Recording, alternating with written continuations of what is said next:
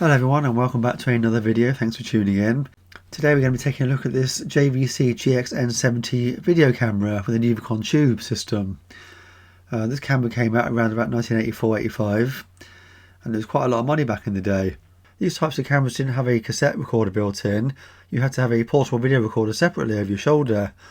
There were many different formats back in the day, comprising from VHS, Betamax and a single Video 2000 machine. Thought I'd have a quick look in my Which Video magazine, and What Video magazine from 1984. I was absolutely astonished at the price of this camera, £825 back then. That certainly was a lot of money, a lot more than I thought. I thought it may be around the £500 mark. And they recommended it went with the portable JVC VCR model number HR2200. And a couple of years later, in May 1986, it was still for sale, commanding £780. Still a hell of a lot of money.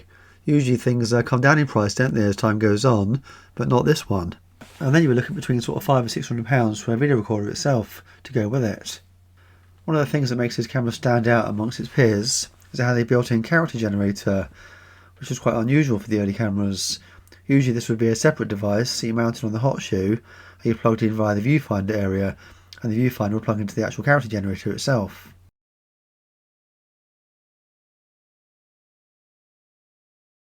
So let's have a quick look at the features and benefits and connectivity of this camera and see what it had to offer.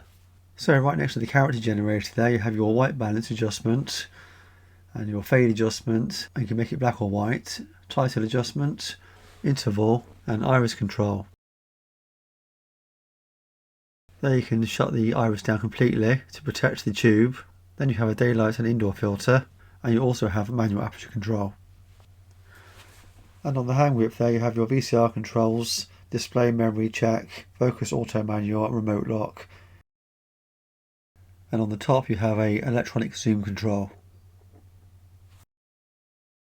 On the back top there you have an earphone and mic socket, posi to negative switch, tint so you can change from blue to red, and your title colour red, green, blue or white. And then at the bottom there you have your standard 10-pin camera socket, which was standard for the time period. And this camera boasted an autofocus system which was through the lens. No separate sensor for this camera. Some of the cameras had a separate sensor below the lens. And on the top of the camera you have a small black and white CRT viewfinder. On the viewfinder here is where the microphone should be, but on this example it's missing. But it's just a standard 3.5mm jack. Unfortunately this camera here, the tube is not working, it's completely dead, so I thought we'd pop this open and have a look inside and see what's going on in there and see if it's repairable. I happen to have another JVC camera which I believe shares the same tube, so fingers crossed we may be able to get this tube out of this other camera, which I'm pretty sure is good, because I know this other camera has issues, but the tube was working perfectly until something else happened, and I'm hoping we can swap it out for this one. So first of all we'll open this camera up and have a look inside, because you never know, it might just be a couple of leaking capacitors, or it could be that the tube is gone. Sometimes they glow purple when they're not quite right. Now the last time I swapped a tube out was around about 1989, I think I was about 14 or 15, and it did actually work for me back then. I didn't use any special equipment or any setting up procedure. I literally just took the old one out, making note of its position using pens. I think I used a marker pen at the time, and I just swapped it out and I was very lucky and it worked. So we'll have to see how we get on this time. People have pointed out to me in the past, I've already spoken to about this, that you do need proper equipment and obviously service manuals to realign them. But we'll see how we go. I've got nothing to lose, and it's a bit of fun, isn't it? And seeing what's inside these old cameras and how they work and how they were put together.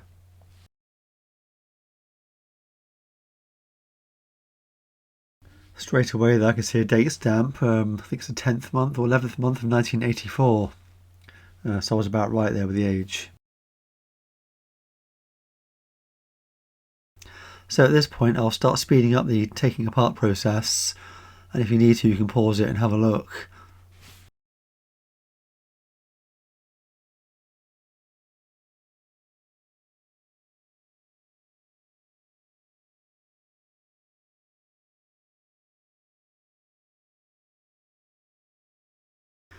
And here we go, our first glimpse at the insides of this camera.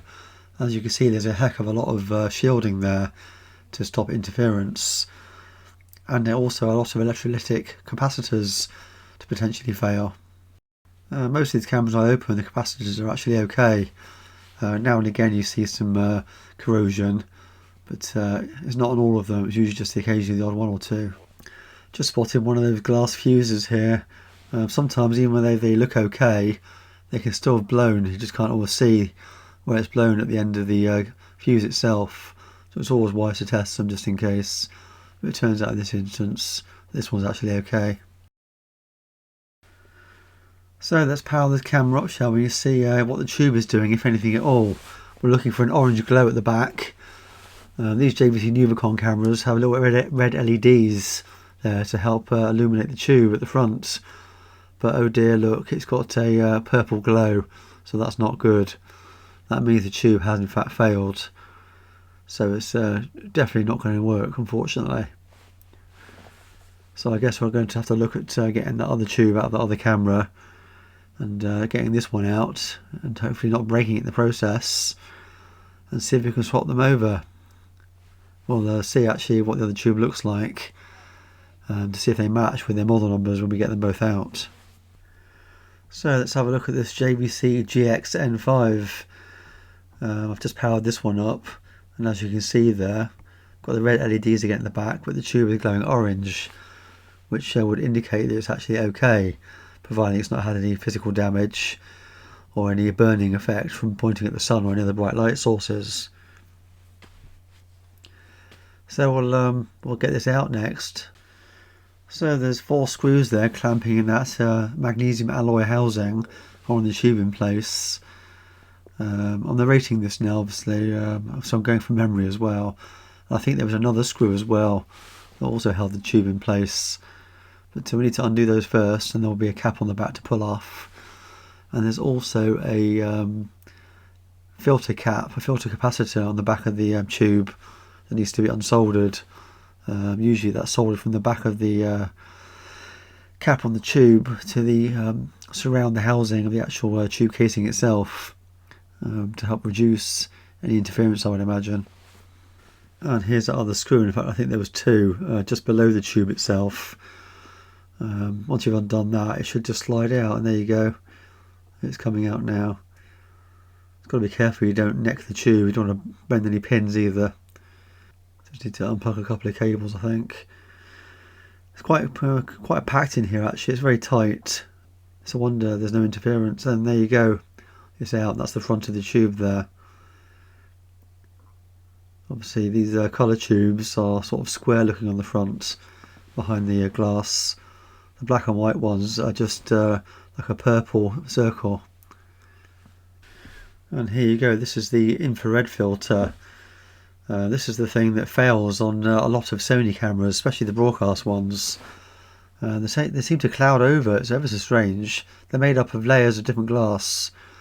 The resin that holds them all together seems to break down over time, and it clouds over. Sometimes it even crystallizes in really bad cases.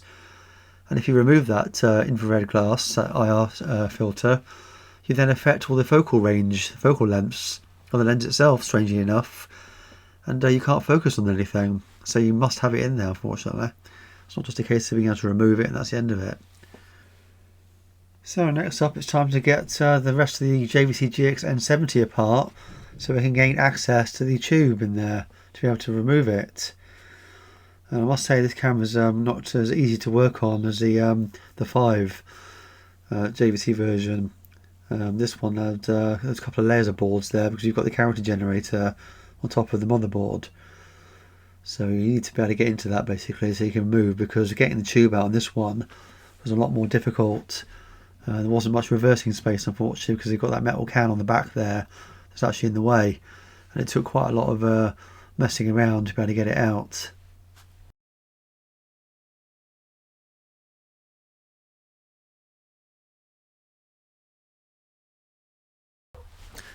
I think on this one I didn't bother uninstalling the filter cap. I think I managed to work around it. I'm just trying to free the tube here and push it forward without damaging it. I'm always worried they're going to implode on me and I'm going to end up getting glass in my fingers.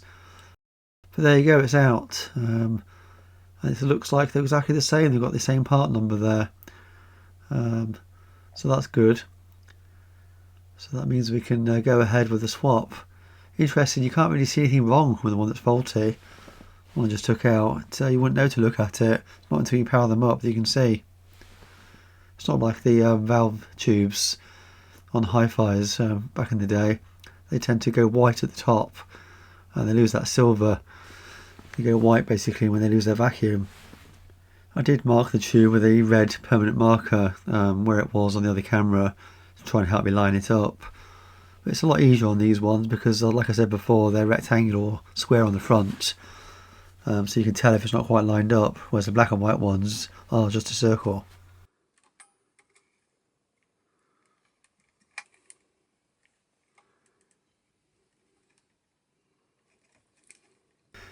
I'm really trying not to touch the front of the tube there, but at the same time you need to be able to push it all the way back into place.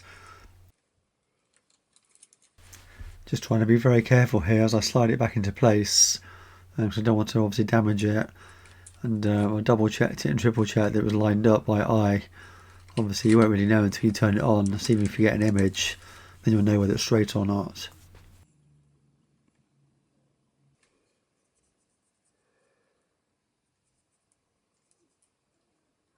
Now given the image surface so clean, time to put it all back together, and then we'll power it up and see what happens, if anything. Okay, first attempt of powering up. Let's see if it works. Well, it's not blown up. Nothing coming through. Just what we got before. I can just about see an orange glow from the tube. There you go. So the tube's okay. There's red LEDs there that help enhance the sensitivity of the tube. Oh, hang on, I think we're getting something. I think I've got the settings wrong on the camera. Something's definitely trying to come through. You can't see it. Let's get it on this monitor here. If I move the camera a little bit,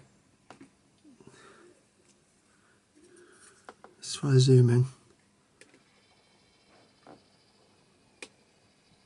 Yeah, there is something coming through.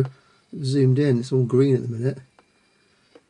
So we have now got a picture coming through, but it's the wrong colour. But it's probably user error. That's a character generator. I always forget what the settings are. Let's have a look. Is that the right side? It's all the excitement. So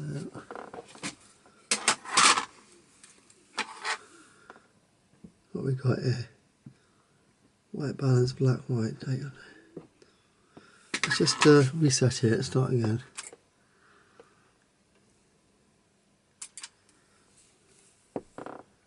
That's still blue. We're getting somewhere though, aren't we? It's all good. Well, I'll have a fiddle with this off camera so I don't damage anything. Okay, so I think I was having problems with that monitor. I'm not quite sure if it's working properly. So I'm going to try this here onto a different TV now. And we'll see if we get a picture on this that's in colour, because it looked a bit weird on the other one. So let's have a look. See if it comes through normal. No, it's still not right. But we've got a picture though, so that's something positive. Before we didn't have anything. It's not quite right yet, obviously. There's some marks there, look, across the tube. Just going across the lines there. Across the screen there. So I'm not quite sure what's going on there. But we're getting a bit further. Yeah, it's something not right. And you can see as well that it's not quite level. Even though I thought I had it level. I must have turned it slightly when I was putting the back cap on. So I'll go and have another play with it and see if I can get a bit further. So sorry about the picture flickering back then. I'm using a mobile phone then. I didn't realise how much it was going to flicker because of the shutter speed difference and the refresh rate of the CRT screen. So this is about as best as I've got it so far. It's not great still, obviously. It's not obviously right at all.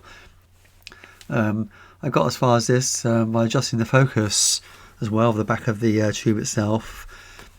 I thought as well, there's black lines you can see going across the screen there. I thought it might be because the voltage going into the tube was too high. Because as you know, if you put the contrast really high on some monitors, you can see the scan lines, refresh rate, or the scan lines rather, of the image being put onto the screen. It's not until you turn the contrast down that you lose that. But apart from that, I don't know what else it could be. So if anybody has any suggestions about that, please let me know in the comments. But to say it wasn't working at all, I suppose it's better than nothing, and it could still be interesting to use for certain visual effects. So all's not lost really with this old camera, and of course it's got the character generator built in as well. So it could actually still be interesting to use for other projects. I do like the tube-based cameras. You can get some quite interesting artifacting and effects with them. Certainly using certain vision mixers as well. So I guess that just about brings me to the end of this video. I hope you enjoyed watching it with me. I know it wasn't successful this time getting it working, but it's certainly doing a lot more than it was before. I have since adjusted pretty much every pot in there that's adjustable. I marked them first with a pen so I could see their original position and adjusted them.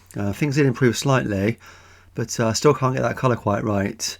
It's being purple on one side and green on the other. It almost looks like when a vacuum tube is magnetised and it needs degaussing. Maybe there's something like that going on with it, I don't know. But I'll be interested to hear anybody's opinions in the comments, as always. It's always a very interesting talking point, these old cameras. So feel free to offer any suggestions. Well, I think that's about it for this video. As always, thanks for watching, and until the next video, I'll be seeing you. And if you did enjoy watching this video, you may want to take a look at some of my other videos on similar themes. I'm always buying something on eBay, some more piece of technology, and trying to repair it. And as always, don't forget to like, subscribe and share. Thanks for watching.